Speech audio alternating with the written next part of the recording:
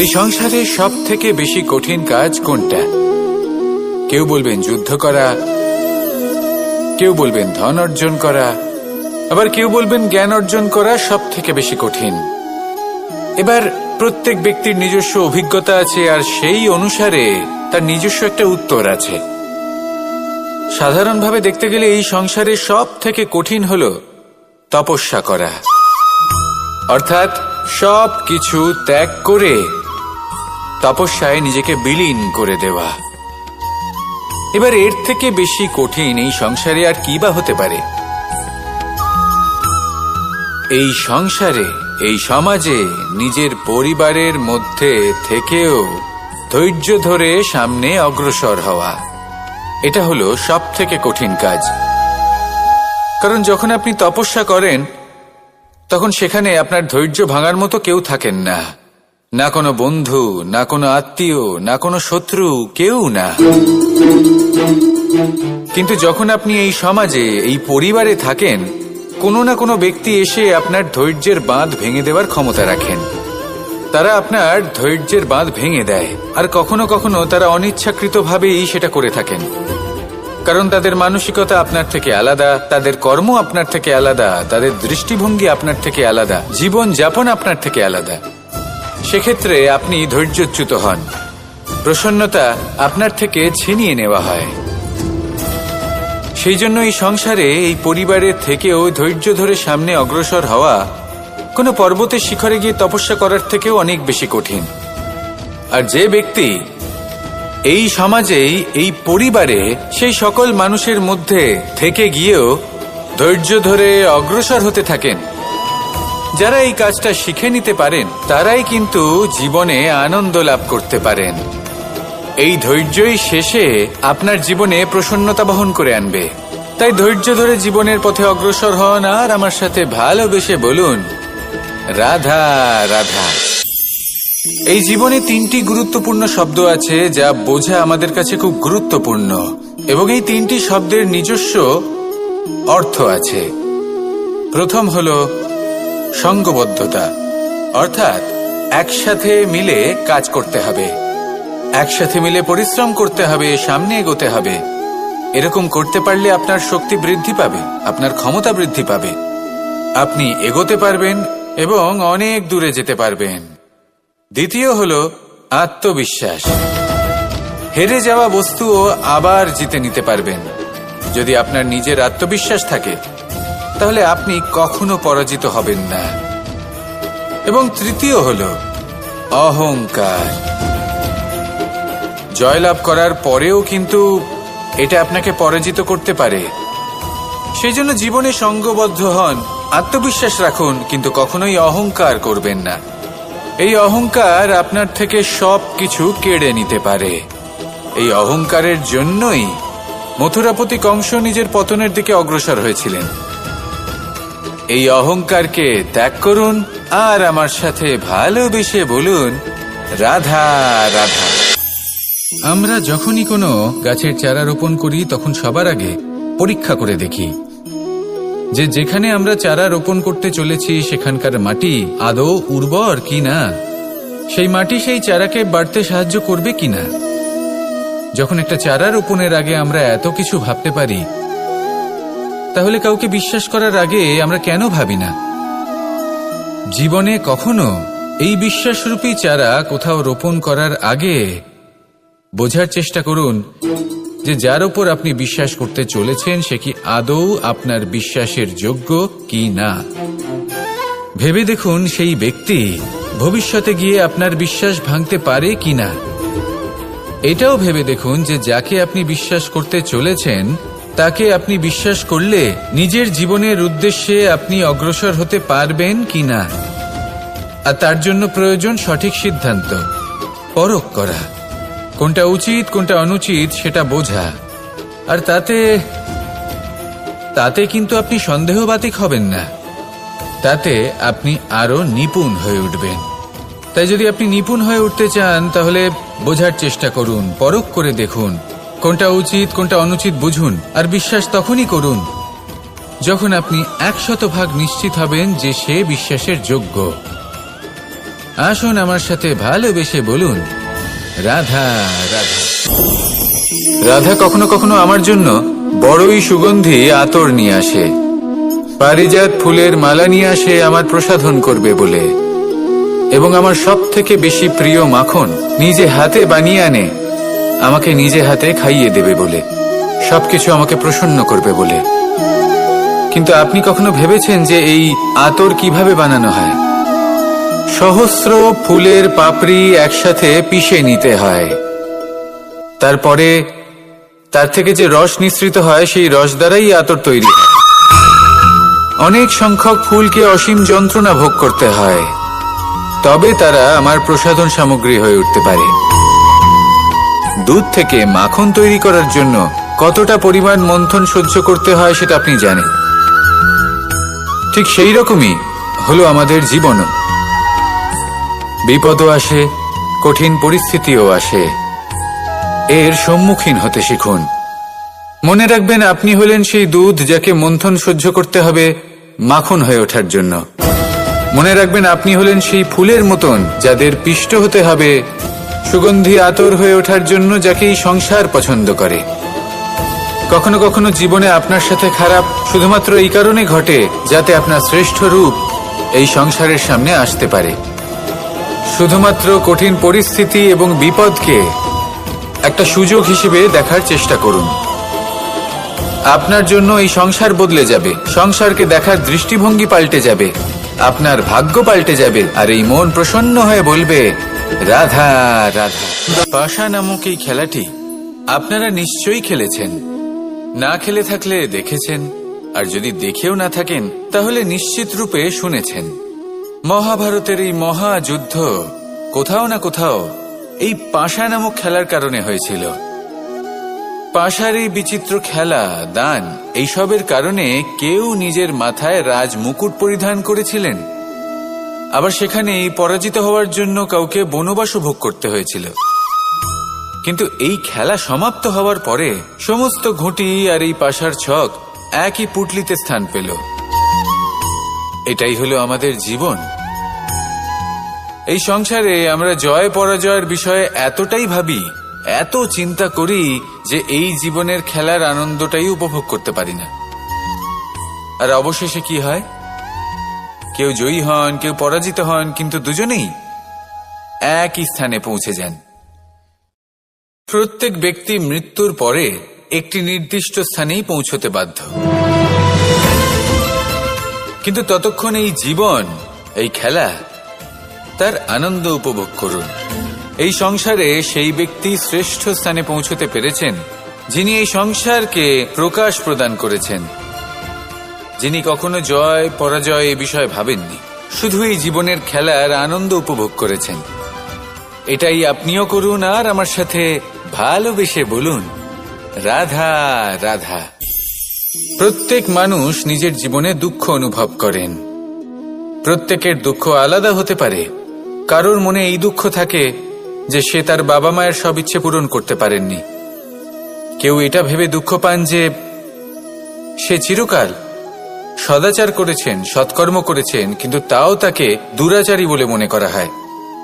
কেউ এটা ভেবেও দুঃখ পান যে তার সামনে যে ব্যক্তি রয়েছেন তার চোখে তিনি শত্রু হয়ে উঠেছেন বা দুষ্ট হয়ে উঠেছেন, যেখানে তিনি হয়তো কোনো অনুচিত কাজই করেননি। এবার এই সমস্ত বিষয় নিয়ে ভেবে নিজের ব্যক্তিত্ব নিয়ে সন্দেহ প্রকাশ করবেন না। যদি নিজের ব্যক্তিত্ব নিয়ে কোনো সন্দেহ থেকে থাকে তাহলে কর্ম সংক্রান্ত প্রশ্ন করুন যে আপনি যা করেছেন তাতে কি উচিত ছিল, কি অনুচিত ছিল। যেটা প্রয়োজন সেটা এটা বোঝার যে আপনার অন্তর্মন, আপনার বিবেক আপনাকে কি বলছে, আর আপনার অন্তর্মন আর আপনার বিবেক আপনাকে যেটা করতে বলবে শুধু সেটাই করুন। আর তারপরে এই সংসার কি বলবে, কি ভাববে সেসব নিয়ে ভাবতে যাবেন না, কারণ এই সংসার তো ঈশ্বরকেও প্রশ্ন করে থাকে, ঈশ্বরকেও দোষী মনে করে।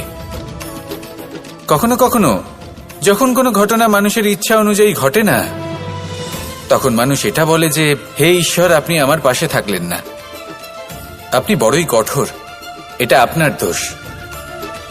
যেখানে বেশিরভাগ সময় হয়তো সে নিজেই নিজের কর্মফল ভোগ করছে, আর কখনো কখনো ঈশ্বর হয়তো তার জন্য আরো ভালো কোনো পরিকল্পনা করে রেখেছেন, কিন্তু মানুষ সেটা বুঝতে পারে না।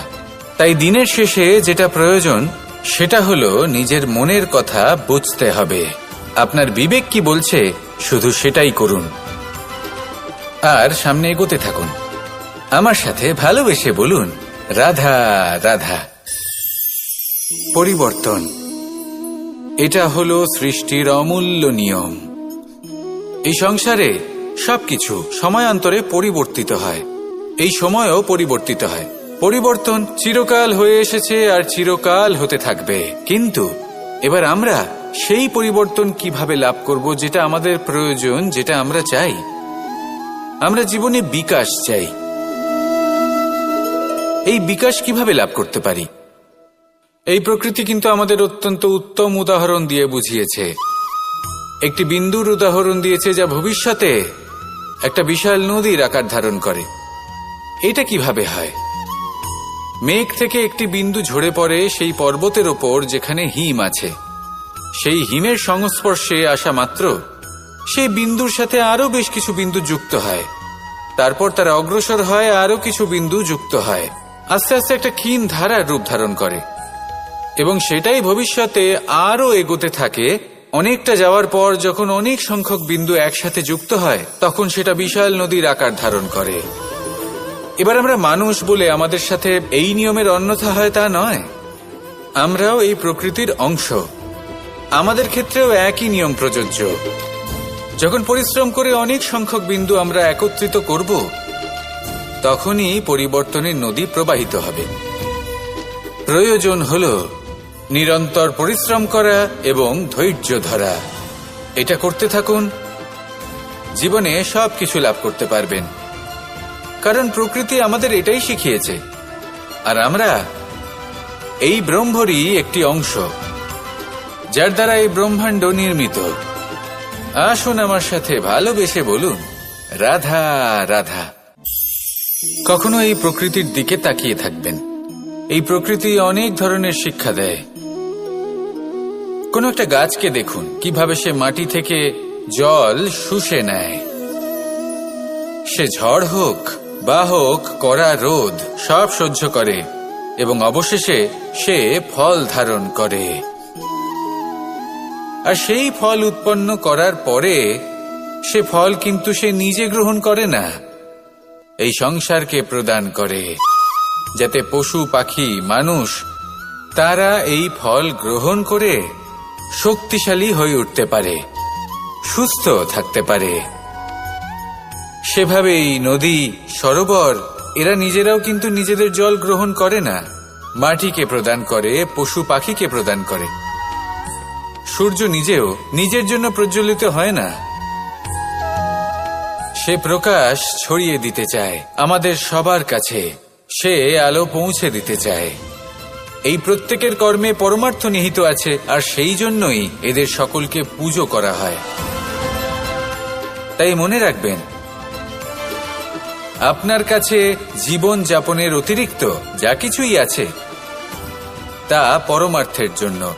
তাহলে তার সদ্ব্যবহার করুন, আর আমার সাথে ভালোবেসে বলুন, রাধা রাধা। আমরা প্রত্যেকেই অবশ্যই এমন সময় দেখেছি যখন অনেকগুলো সমস্যা একসাথে আমাদের জীবনে এসে পড়ে। সমস্যা আমাদের প্রত্যেকের জীবনেই থাকে, আমরা তার সমাধান খুঁজতে চেষ্টা করি, কখনো সমাধান খুঁজে পাই, আবার কখনো যতই চেষ্টা করি না কেন কোনো সমাধান খুঁজেই পাই না। আর যখন এটা হয় তখন মানুষ অত্যন্ত বিচলিত হয়ে পড়েন। নিজের আত্মীয় স্বজন, নিজের বন্ধু বা সংসার এদের ওপরে এই দোষ চাপিয়ে দেন যে এদের জন্যই এই সমস্যা এসেছে। এবার যদি আমি আপনাকে কোনো পরামর্শ দিই তাহলে এটাই বলবো যে দৃষ্টিভঙ্গি পাল্টে দেখুন। এই দৃষ্টিভঙ্গি দিয়ে দেখুন যে এই সংসারে যে সমস্যায় আসুক না কেন তার জন্য কেউ দোষী নয়, না আপনি না অন্য কেউ। এই পুরো খেলাটাই আপনার মানসিকতা, আপনার দৃষ্টিভঙ্গির, আপনার মনের। কিভাবে বোঝাচ্ছি? যখন আমাদের মন শক্ত থাকে তখন কঠিন থেকে কঠিনতর পরিস্থিতিও আমাদের জীবনে খুব বেশি হলে প্রতিস্পর্ধা হয়ে থেকে যায়। সেখানে যদি আমাদের মন দুর্বল থাকে, তখন অল্প কঠিন পরিস্থিতিও আমাদের কাছে খুব বড় সমস্যা হয়ে যায়, তাই না?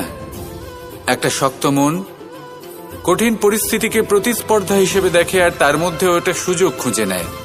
আমাদের শুধু এটাই করতে হবে। এই সংসারে অন্য কাউকে দোষী মনে করলে আপনার সমস্যা দূর হয়ে যাবে না। সেই জন্য এই সংসারকে দোষ দেওয়ার বদলে এই সমস্যার মূলে চলে যান, সেটাকে বুঝুন, নিজের এই মনকে শক্ত করে তুলুন। যদি আপনার মন শক্তিশালী হয়, তাহলে এই সংসারে অনেক বড় বড় কঠিন থেকে কঠিনতর পরিস্থিতিও যদি আসে, আপনার জীবনে যতই বড় বড় সমস্যা আসুক না কেন, আপনার লক্ষ্য লাভে বাধা দিতে পারবে না। আসুন আমার সাথে ভালোবেসে বলুন, রাধা রাধা। আমরা সবাই পাথর দেখেছি, পর্বতও দেখেছি, শুকনো পাতাও দেখেছি, শ্যামল বনানীও দেখেছি। কখনো ভেবেছেন পাথরের অস্তিত্ব কিন্তু ততক্ষণ পর্যন্ত যতক্ষণ সে পর্বতের গায়ে আটকে থাকে। যখন সেই পর্বত থেকে সেই পাথর ভিন্ন হয়ে যায় ও নিজের অস্তিত্ব হারিয়ে ফেলে, আস্তে আস্তে কখনো পাথর কেটে বা কখনো পিষ্ট হয়ে সেই পাথর আস্তে আস্তে মাটিতে পরিণত হয় এবং পূর্ণরূপে নিজের অস্তিত্ব হারিয়ে ফেলে। এটাই পাতার সাথেও হয়। এই পাতা যতক্ষণ গাছের ডালের সাথে যুক্ত ততক্ষণ তার অস্তিত্ব থাকে। যখনই ডাল থেকে বিচ্ছিন্ন হয়, সেও নিজের অস্তিত্ব হারিয়ে ফেলে। আর এটাই আমাদের সাথেও হয়। যতক্ষণ আমরা নিজেদের আপনজনের সাথে যুক্ত থাকি, আমাদের অস্তিত্ব বজায় থাকে। যখন আপনজনদের সাথে সম্পর্ক ছিন্ন করি, তখন আমরাও আমাদের অস্তিত্ব হারিয়ে ফেলি। এবার এই সংসারের প্রত্যেক ব্যক্তি স্বতন্ত্র থাকতে চান, আর অনেক ব্যক্তি স্বতন্ত্র থাকবেন বলে আপনজনদের দূরে করে দেন আর তাদের সাথে এই সম্পর্ক ছিন্ন করেন। এটা কি সত্যি প্রয়োজন? আপনজনদের সাথে সম্পর্ক ছিন্ন করে নিজের অস্তিত্ব হারিয়ে ফেলা প্রয়োজনীয়, নাকি আপনজনদের সাথে সম্পর্ক বজায় রেখে নিজেদের স্বতন্ত্র করে রাখা সেটা আবশ্যক? নির্বাচন আপনারই। আসুন আমার সাথে ভালোবেসে বলুন, রাধা রাধা। আপনি কি কখনো নৌকা যাত্রা করেছেন? করে না থাকলেও নিশ্চয়ই দেখেছেন যে এই জল যা নিজের অন্তরে সব কিছু সমাহিত করে নিতে পারে, এই নৌকা সেই জলের ওপরেই ভেসে থাকে। নদীর স্রোত কাটিয়ে সে সামনে অগ্রসর হয়। কিন্তু যদি এই নৌকায় কোনো ছিদ্র হয়, তাহলে কিন্তু সেই নৌকা ডুবে যাবে। আর এতে কোনো তফাৎ হবে না যে সেই ছিদ্র ছোট নাকি বড়, নৌকা ডুবে যাবে। এই ছিদ্র হলো আমাদের জীবনে আমাদের অপগুণ, আমাদের দোষ, আমাদের বিকার। কখনো এটা ভাববেন না যে এই দোষ খুবই ছোট, এতে কিছুই যাবে আসবে না। না, সেই ছোট দোষ, সেই ছোট বিকার, যদি সেটাকে শুধরে না নেন, তাহলে সেটা আপনাকে আপনার পতনের দিকে নিয়ে যাবে। শেষ পর্যন্ত এটা আপনার উপর নির্ভরশীল যে আপনি কি চান। আপনার জীবনের এই নৌকা এভাবেই ডুবে যেতে দেখবেন, নাকি নিজেকে শুধরে নিয়ে সেই নৌকার সেই ছিদ্রটাকে ভরিয়ে তুলতে চাইবেন? নির্বাচন আপনার। আসুন আমার সাথে ভালোবেসে বলুন, রাধা রাধা। জল, জলই পৃথিবীতে বেঁচে থাকার জন্য আবশ্যক তো বটেই, কিন্তু এই জল আমাদের একটা অত্যন্ত গুরুত্বপূর্ণ শিক্ষা প্রদান করে। কখনো এই জলকে দেখেছেন? যে পরিস্থিতিতেই এই জল প্রবাহিত হোক না কেন, এর উপর যা কিছুই প্রভাব থাকুক না কেন, এর পথে যতই বাধা আসুক না কেন, তার মধ্যে থেকে ও নিজের পথ ঠিক বের করে নেয়, কিন্তু নিজের প্রবাহ থামতে দেয় না, ক্রমাগত অগ্রসর হতে থাকে। সেরকমই একটা শিক্ষা যেটা আমরা জল থেকে পেয়ে থাকি, তা হলো এটা: আমরা যখন জলের দিকে তাকাই, তখন আমরা নিজের প্রতিবিম্ব দেখি, স্পষ্টভাবে দেখতে পাই। কিন্তু তখনই দেখতে পাই যখন এই জল শান্ত থাকে, স্থির থাকে। যদি এই জল অশান্ত হয়ে থাকে, স্থির না হয়, তাহলে আমরা এতে নিজের প্রতিবিম্ব দেখতে পাই না। এটাই আমাদের মনের সাথেও হয়ে থাকে। যখনই জীবনে কোনো সংকট আসে, যদি আমরা শান্ত মনে, স্থির মনে সিদ্ধান্ত নিই, তাহলে সেটা এমন একটা শীতল সিদ্ধান্ত হবে যেটা আমাদের ভবিষ্যৎকে একটা শ্রেষ্ঠ স্থানে নিয়ে যাবে। যদি এই মন অশান্ত হয়, বিচলিত হয়, পীড়িত হয়, দুঃখিত হয়ে থাকে, রুষ্ট হয়ে থাকে, তাহলে অনেক সময় আমরা এমন সিদ্ধান্ত নিই যেটা আমাদের জন্য অনুচিত প্রমাণিত হয়। যখন আপনি ক্রুদ্ধ ছিলেন বা দুঃখের বশে ছিলেন, তখন অনেক সময় হয়তো এমন সিদ্ধান্ত নিয়েছেন যেটার জন্য ভবিষ্যতে আপনি অনুশোচনা করেছেন। এবার দেখুন, এই আবেগগুলো থেকে আমরা পালাতে পারবো না, কিন্তু এই আবেগগুলো আপনার উপর কতটা প্রভাব ফেলবে সেটা আমরা অবশ্যই ঠিক করতে পারি। এই মনকে আমরা নিয়ন্ত্রণ করতে পারি। এটাই করুন, চিন্তা করুন, এই মনকে শান্ত রাখুন, স্থির হতে চেষ্টা করুন, আর তারপরে সিদ্ধান্ত নিন। আসুন আমার সাথে ভালোবেসে বলুন, রাধা রাধা। এই সংসারে ভৌতিক বস্তুরও নিয়তি আছে। যারাই এই সংসারে আসে বা উৎপন্ন হয়, তারা কিছুমাত্র সময় পর্যন্তই এখানে থাকতে পারে, আর তারপরে সেও লুপ্ত হয়ে যায়, অর্থাৎ সে নিজেও এই পঞ্চমহাভূতে সমাহিত হয়ে যায়। আমাদের সাথেও ঠিক এটাই হয়। সেই জন্যই ঈশ্বর দ্বারা প্রদত্ত এই উপহারের বিষয়ে ভাবুন, এই জীবনের বিষয়ে ভাবুন। ঠিক যেমন বিশ্বাস ভঙ্গ হলে কোনো ব্যক্তি আমাদের কাছে অপরিচিত হয়ে যান, ঠিক সেরকমই শেষ নিঃশ্বাস ত্যাগের পর এই শরীরও আমাদের কাছে পরই হয়ে যায়।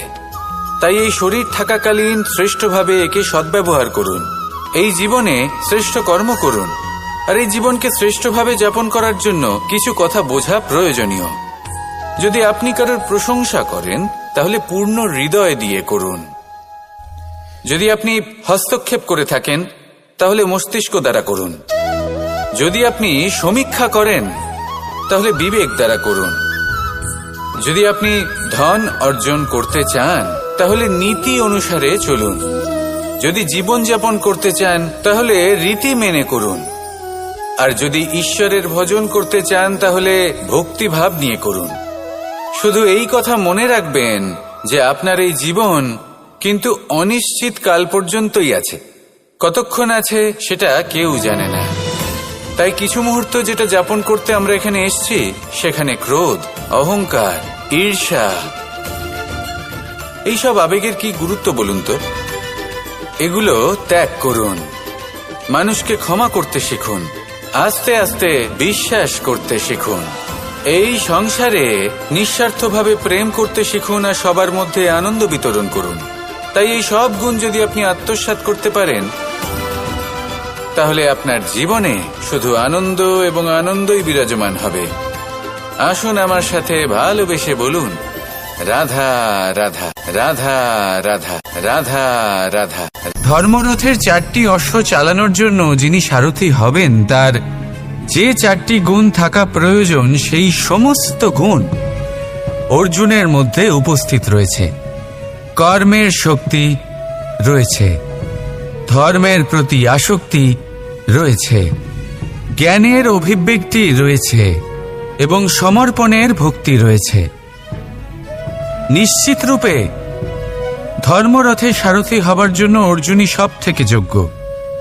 আর ও শুধুমাত্র দ্রৌপদীর স্বামীই হবে না, ইতিহাসে কুরুবংশের রাজকুমার বা ইন্দ্রপুত্রের নামেই শুধু পরিচিত হবে না, বরং অর্জুনই স্বয়ং ইতিহাস রচনা করবে।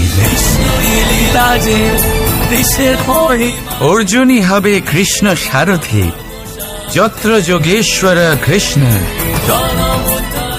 তত্র পার্থ ধনুর্ধর। তাহলে আসুন আর আমার সাথে ভালোবেসে বলুন, রাধা রাধা।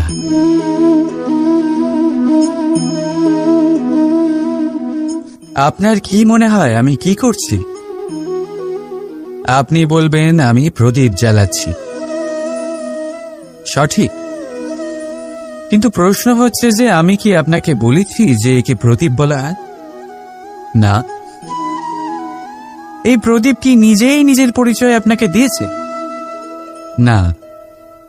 তাহলে আপনি কি করে জানলেন যে একে প্রদীপ বলা হয়? উত্তর হচ্ছে প্রকাশ, যে স্বয়ং জ্বলে অন্ধকারের মধ্যে সংসারকে পথ দেখায়, সেটাই প্রদীপ। যা নিরাশার মাঝে আশার আলো প্রদর্শন করে, সেটাই প্রদীপ। অপর দিকে আছে সাপ, যাকে না দেখেও তার ফনার আওয়াজ শুনেই লোকে ভয় পেয়ে যায়। তার মানে ব্যক্তির পরিচয় তার কর্মের দ্বারা পাওয়া যায়। তাই আপনার এটা বলার প্রয়োজন নেই যে আপনার পরিচয় কি। এটা আপনার কর্মই নিশ্চিত করবে যে লোকে আপনাকে প্রদীপ ভেবে ভালোবাসবে নাকি সাপ ভেবে ভীত হয়ে থাকবে। রাধা রাধা। সময় কত বিচিত্র হয়। সময় আমাদের পক্ষে থাকলে আমরা নিজেদের রাজা মনে করে নিই, আর সেই সময় যদি বিপক্ষে চলে যায় তাহলে নিঃস্ব হতে সময় লাগে না। তাই মানুষের একটা অভ্যেস আছে, খারাপ সময়ের জন্য কিছু সঞ্চয় করা। আত্মীয়, বন্ধু খারাপ সময় পাশ থেকে সরে যায়। যশ, মান প্রতিকূল সময় চিরস্থায়ী হয় না। তাই মানুষ মনে করে অর্থ সঞ্চয় করাই শ্রেয়। অর্থের কোনো হৃদয় নেই যা সময়ের সাথে পরিবর্তিত হবে।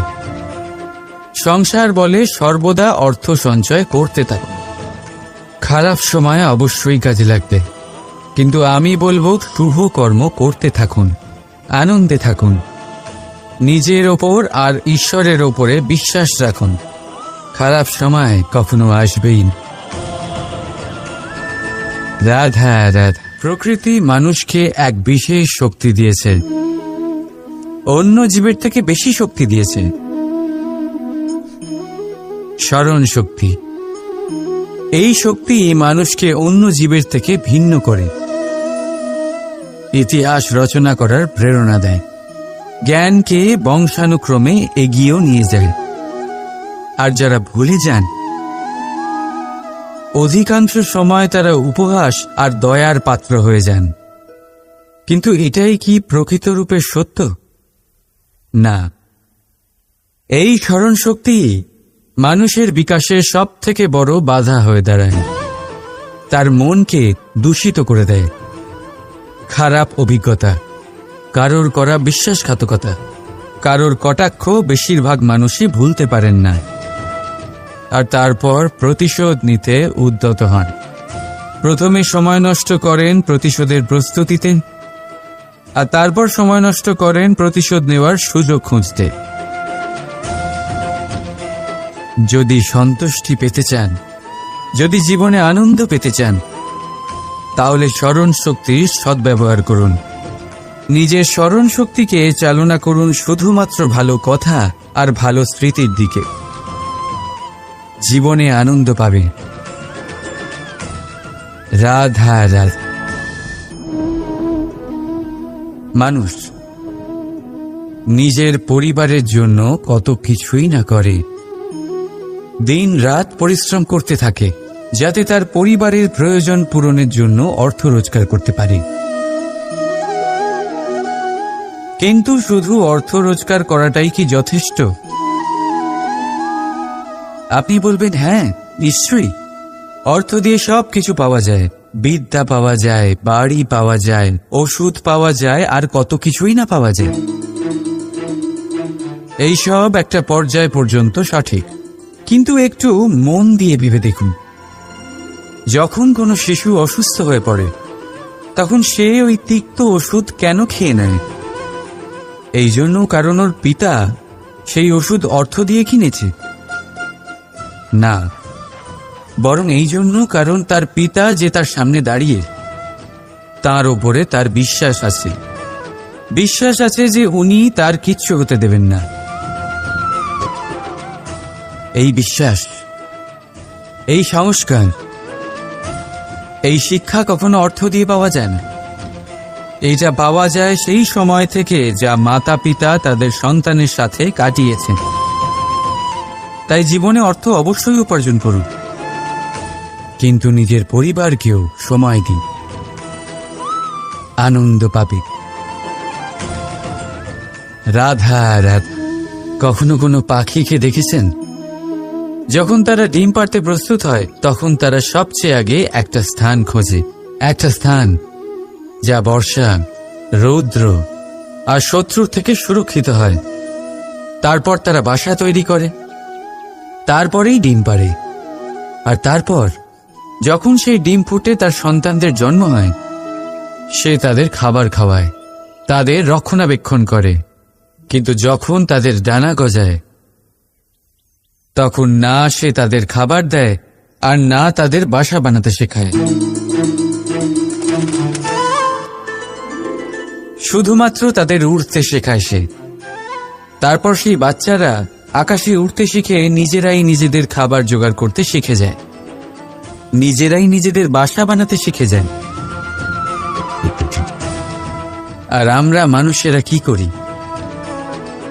আমাদের সন্তান বড় হয়ে যাওয়া সত্ত্বেও তাদের নিয়ে সর্বদা দুশ্চিন্তা করি। তার জন্য আমরা গৃহ নির্মাণের চেষ্টা করি। নিজের সন্তানকে আরো শক্তিশালী করে গড়ে তোলার বদলে তাকে আমরা দুর্বল করে দিই। জীবনে সেটাই করুন যা একটা পাখি করে। নিজের সন্তানকে আকাশে ওড়ার শিক্ষা দিন, সংস্কার দিন, আর একটা নির্দিষ্ট সময়ের পরে তাকে নিজের আকাশ নির্ধারণ করতে মুক্ত করে দিন। রাধা রাধা। সাগরে সেতু বাঁধার গল্প তো আপনারা নিশ্চয়ই শুনে থাকবেন। রামচন্দ্রের সেনাকে 100 যোজন সমুদ্র অতিক্রম করে লঙ্কায় আক্রমণ করতে হতো। সেতুকার নল আর নীল সেতু বাঁধার উপায় বের করল, কিন্তু প্রশ্ন ছিল সেতু বাঁধা কি করে হবে? সমুদ্র অত্যন্ত গভীর। কত পাথর দেওয়া হলে এই বিশাল সমুদ্র অতিক্রম করা সম্ভব হবে? তখন এক উপায় নির্ধারিত হল। পাথরের ওপর লেখা হলো রামের নাম। আর যখন সেই পাথরগুলোকে সাগরে ফেলা হলো, সেগুলো ভাসতে লাগলো। এবারে কেউ বলবেন এটা রামচন্দ্রের নামের মহিমা, কেউ বলবেন এটা নারায়ণের কোনো জাদু। কিন্তু না, এটা রামচন্দ্রের সেই গুণ, ওনার ব্যক্তিত্বের সেই মহান দিক যা ওনার প্রতিনিধিত্ব করেছে।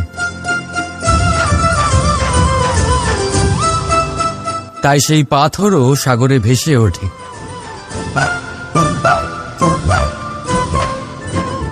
ঠিক সেইভাবেই যেখানে আমরা থাকি না, সেখানে আমাদের গুণ আমাদের প্রতিনিধিত্ব করে। আমাদের নামের শক্তি আমরা নিজেরাই তৈরি করি, আমাদের কর্ম দিয়ে, আমাদের গুণ দিয়ে। এবার সিদ্ধান্ত আপনার যে আপনার নামের সাহায্যে কেউ বিপদ থেকে উদ্ধার হবে, নাকি আপনার দুষ্কর্মের ফলে কেউ ডুবে যাবে। ভালো করে ভেবে দেখুন। রাধা রাধা। আমাদের জীবনে গুরুজনেরা, জ্ঞানী মানুষজন সবসময় একটা কথা বলেন, ধৈর্য ধরো। শুধুমাত্র দুটো শব্দ, কিন্তু কতটা বিশাল সেটা বোঝার চেষ্টা করুন। ছোট একটা অস্ত্র হাতে নিন এবং একটা বিশাল পর্বতে নিরন্তর প্রহার করতে থাকুন। ধৈর্য ধরে সেই কাজ করতে থাকুন।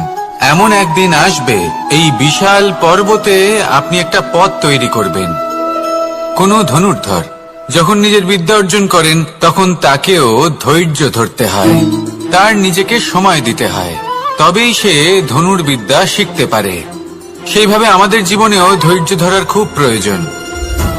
পরিবারে ধৈর্য রাখতে পারলে তাহলে আস্তে আস্তে দেখবেন প্রেম বৃদ্ধি পাচ্ছে। সমাজে যদি ধৈর্য রাখতে পারেন, তাহলে আস্তে আস্তে এই সমাজ আপনাকে সম্মান করবে। যদি নিজের জীবনে ধৈর্য রাখতে পারেন তাহলে নিজে থেকেই আত্মবিশ্বাস বাড়বে, নিজের বিকাশ হবে। জীবনে সবই সম্ভব যদি ধৈর্য রাখতে পারেন। হয়তো আস্তে আস্তে হবে, কিন্তু হবে অবশ্যই। শুধু ধৈর্য রাখুন, কারণ ধৈর্যই সব থেকে বড় পুঁজি। আসুন আর আমার সাথে ভালোবেসে বলুন, রাধা রাধা। আমাদের জীবনে যখনই আমরা কোনো বড় দায়িত্বের সম্মুখীন হই, তখন আমরা তার থেকে দূরে পালাই আর এই অজুহাত দিই যে না না, এত বেশি ভার বহন করার যোগ্যতা আমার নেই, আমি করতেই পারবো না। দেখুন, এই সংসারে ভিন্ন ভিন্ন ধরনের গাছ আছে, ছোট গাছ, বড় গাছ, কিন্তু বটগাছের মতো বড় এবং নিবিড় গাছ আর একটাও নেই। সে নিঃস্বার্থভাবে এই সংসারকে সেবা করে যায়, ছায়া প্রদান করে, শীতলতা প্রদান করে। আর যখন এমন সময় আসে যখন তার ওপর বোঝা অত্যন্ত বেড়ে যায়, সে কিন্তু কোনোভাবেই ভেঙে পড়ে না। তখন সে নিজের নিঃস্বার্থ কর্মের ফল লাভ করে, সেই নিঃস্বার্থ কর্ম যা সে করেছে। তার দেহ থেকে ছোট ছোট ঝুড়ি বার হয় এবং তা কাণ্ডের আকার ধারণ করে। সেই কাণ্ড মাটির কাছে পৌঁছয় এবং তারপর তা বটগাছের সহায়ক হয়ে ওঠে। সে ভেঙে পড়ে যায় না। এইভাবে আপনিও জীবনে নিঃস্বার্থভাবে সবার সেবা করুন, ভালোবাসুন, সবাইকে সাহায্য করুন। যেদিন আপনার ওপর বোঝা অত্যন্ত বেড়ে যাবে, সেদিন এই সব মানুষ আপনাকে সাহায্য করার জন্য আসবেন, আপনার শক্তি হয়ে উঠবেন, আর আপনি বটগাছের মতোই মহান এবং বিশাল হয়ে উঠবেন। আসুন আর আমার সাথে ভালোবেসে বলুন, রাধা রাধা। একটা শব্দ আছে, পরিস্থিতি। অনেক মানুষের মুখে আমরা এই শব্দ শুনি। জীবনে যখন অসফল হই, দুঃখ আসে, সংকট আসে, কোনো বিপদ ঘনিয়ে আসে, তখন সমস্ত দোষ আমরা পরিস্থিতির ওপর চাপিয়ে দিই। আর দেখতে গেলে কোথাও না কোথাও ঠিকই করি। এই পরিস্থিতি প্রত্যেক দিনের মতো পাল্টাতে থাকে, কিন্তু এই দিন, এই রাত, এমন কেউ আছেন যিনি এর ওপরেও নিয়ন্ত্রণ সাধন করেন, আর তিনি হলেন সূর্য। ঠিক সেই রকমই আমাদের জীবনেও সূর্য হলো এই মন। যদি এই মনের উপর আমরা নিয়ন্ত্রণ করতে পারি, তাহলে আমরা জীবনকেও নিয়ন্ত্রণ করতে পারবো। প্রথমে এই মনের রাজা হয়ে উঠতে হবে। তাই মনে রাখবেন, যদি মন দুর্বল হয়, তাহলে পরিস্থিতি আমাদের সমস্যা বলে মনে হবে। এই মন যদি স্থির হয়, পরিস্থিতি প্রতিস্পর্ধা বলে মনে হবে। আর এই মন যদি শক্তিশালী হয়ে ওঠে, তাহলে যে কোনো পরিস্থিতি আপনার কাছে একটা সুযোগ মাত্র, এমন এক সুযোগ যাতে অগ্রসর হয়ে আপনি মহান হয়ে উঠতে পারেন। এই মনের শক্তির বৃদ্ধি ঘটান, মহান হয়ে উঠুন, আর আমার সাথে ভালোবেসে বলুন, রাধা রাধা। খুব সুন্দর একটা কাহিনী আছে। একবার এক ব্যক্তি নিজের অসফলতার জন্য ত্রস্ত হয়ে সময় দেবতার তপস্যা করতে বসলেন। উনি তপস্যা করলেন এবং সময় দেবতা প্রসন্ন হলেন, মানুষের রূপ ধারণ করে ওনার সামনে প্রকট হলেন। এবার সেই ব্যক্তি ওনাকে জিজ্ঞেস করলেন যে কি এমন আছে যার জন্য আপনি বারবার জয়ী হন আর আমি চিরকাল পরাজিত হয়ে থাকি? কেন এত পরিশ্রম করা সত্ত্বেও আমি সাফল্য লাভ করতে পারি না? তখন সময় দেবতা উত্তর দিলেন যে দিন হোক বা রাত, ঝড় হোক বা ভূমিকম্প, রোদ হোক বা বৃষ্টি হোক, সময়ের সূত্রপাত হোক বা প্রলয়, আমি থামি না, আমি চলতেই থাকি। আর সেই জন্য যিনি থেমে যান তিনি পরাজিত হন আর আমি জয়ী হই। এটাই আমাদের শিখতে হবে। জীবনে সবসময় চলতে থাকুন, কখনো থামবেন না। হ্যাঁ, কিছুক্ষণের জন্য বিরতি নিতে পারেন, বিশ্রাম করার জন্য, নিজেকে আরো সশক্ত করে তোলার জন্য, কিন্তু থেমে যাবেন না। নিরন্তর কর্ম করতে থাকুন, পরিশ্রম করতে থাকুন, তবেই এই সংসার আপনাকে মনে রাখবে। আসুন আমার সাথে ভালোবেসে বলুন, রাধা রাধা।